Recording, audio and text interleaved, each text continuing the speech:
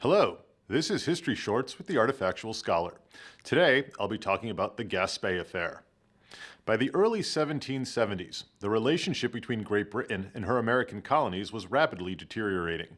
The Americans, angered by an increase in taxes and an attack on what they saw as their natural rights, staged passionate, often violent protests against British authority. The British, for their part, tried to intimidate the Americans into compliance through the use of parliamentary legislation and military force.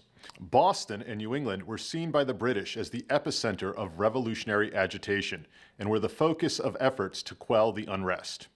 In June 1772, the British revenue cutter Gaspee was patrolling the waters off of Rhode Island.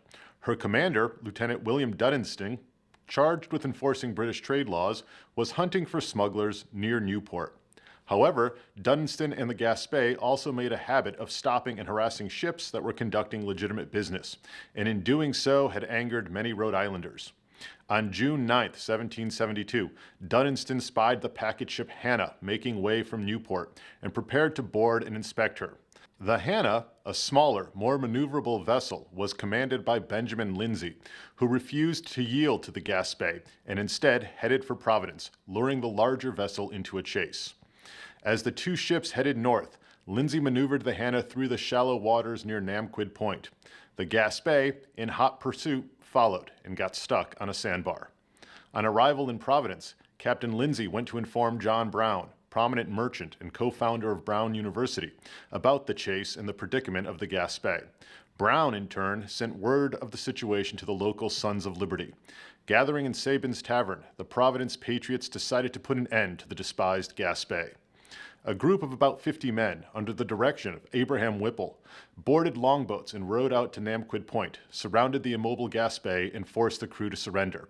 Then, just before dawn on June 10th, the ship was set on fire. News of the destruction of the Gaspee was cheered in Providence and Boston and throughout the colonies.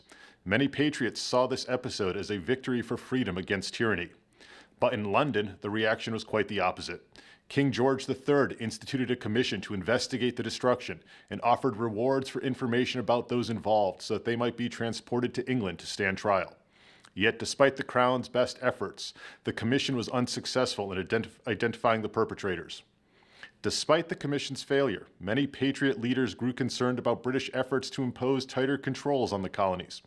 In Massachusetts and Virginia, the colonial legislatures created committees of correspondence to keep each other informed of British activities and laid the groundwork for future intercolonial action. The destruction of the Gaspee is still celebrated in Rhode Island, and though largely overlooked in the wider story of the American Revolution, this episode of resistance to British imperial authority did have significant impact. In fact, British reaction to the Gaspee Affair incited further American protest against the Crown, fanning the flames of anti-British sentiment and putting the Americans on a path to revolution and ultimately independence. This has been History Shorts. Thanks for watching.